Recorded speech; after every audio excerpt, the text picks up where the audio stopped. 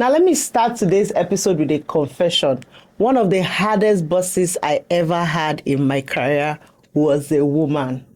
Not just any woman, a beautiful, well-dressed, international executive, the type that speaks on women empowerment panels.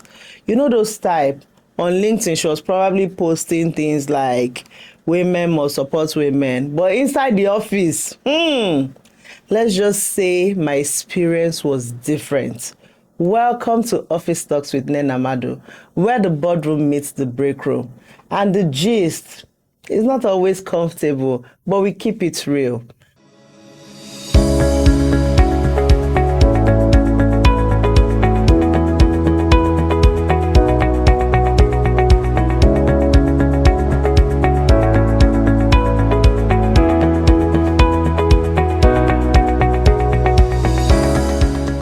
Many years ago, I worked in an international company. My boss was a French woman, very polished, very intelligent, very interesting woman. Now, let me paint the picture for you. Her office was literally 5 steps from my desk, but she never spoke to me directly. If she wanted to communicate, she would send post-it notes. Yes, post-it notes. Imagine sitting 5 steps away from someone and they communicate with you like you are in another building. Then there was this chocolate issue. Anytime she offered me biscuits or chocolate, I started checking the expiring date. And guess what? Almost every single time, in fact, scratch that, every single time, it was expired. Expired chocolates, expired biscuits. And the third time, I just told myself that, Nnenna, please stop accepting snacks in the office, because at this point I was wondering, is this woman trying to kill me or to test my immune system? But the real issue wasn't the chocolate. The real issue was this. She refused to confirm my employment after probation. Every few months, she would extend it again and again and again until I went to pray. One day, the company just transferred her to another country, and suddenly, my probation ended. Just like that. Now, to the outside world, this woman was a champion of women empowerment. But to me, she was a sad black coffee drinking lady who might have accidentally poisoned me with expired biscuits. And that brings me to the question nobody likes to ask. Are female leaders really supportive of other women? Or do some of them simply perform supports publicly but compete privately? Before you start typing in the comments and saying Nnenna is attacking women today, relax. This is actually my International Women's Day episode. Yes, because real empowerment includes uncomfortable honesty. This week, we celebrated International Women's Day 2026. The theme is Give to Gain, meaning when society invests in women, everybody wins. Stronger families, stronger economics, stronger society. And yes, we say to men, give women opportunities so society can gain. But today, I want to ask women something too. And please answer honestly. When women gain power, do they always open door for other women? Or do some of us close the door behind us? A friend of mine gave birth in January, and these are real stories. January this year, 2026, in December 2026, her female boss scheduled her for site inspection. Not office work, site inspection, 5 hours away from her house, 5 hours to return. For a woman that could go into labor any moment, she couldn't fly. So her husband drove her 5 hours to the site and 5 hours back. After that trip, guess what? Of course, she landed in the hospital on bed rest.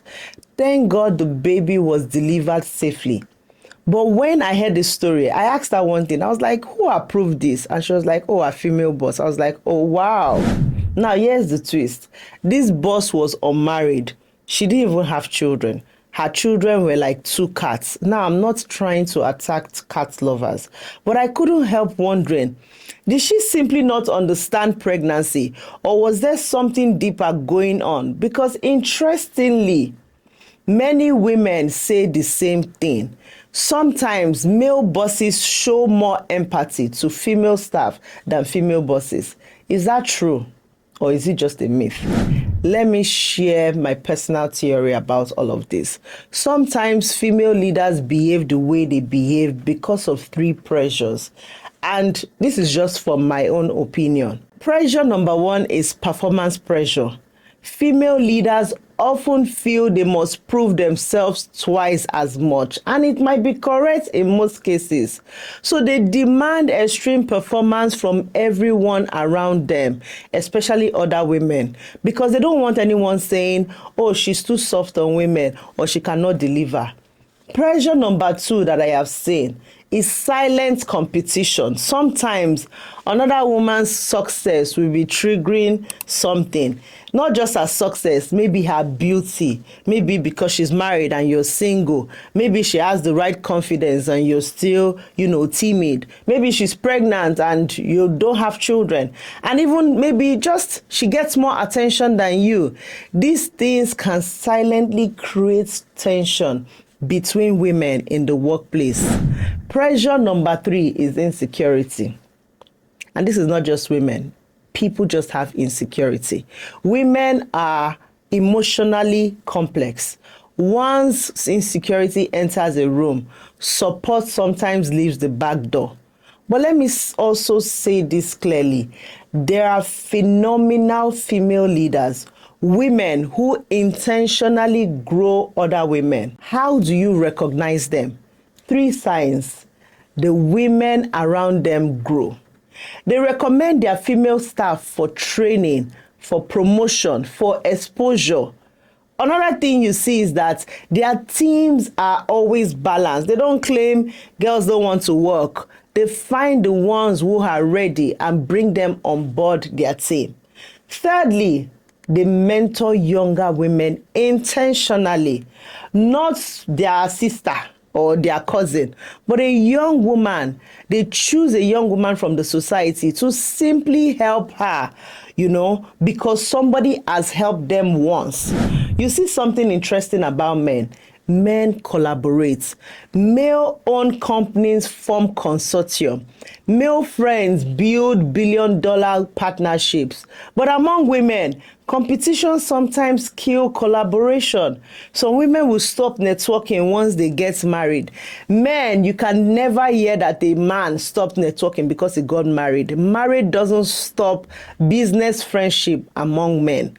They still build wealth together. So here's my challenge for International Women's Day. If you people will listen, if you are a female boss or a female leader, try something tomorrow. Call one female colleague or one female staff and ask her one simple question. How can I support you and your growth in this company? Then actually follow through.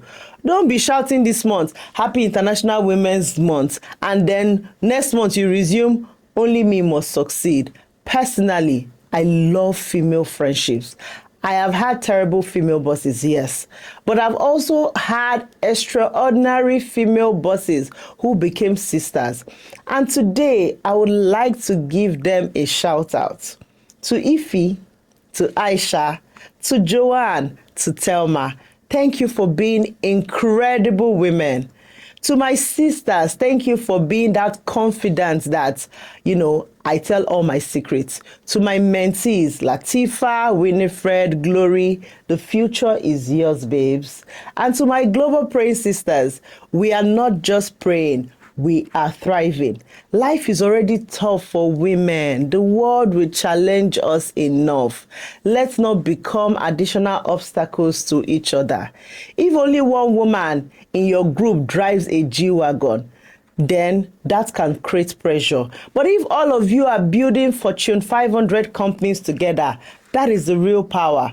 Remember, the real competition is not another woman.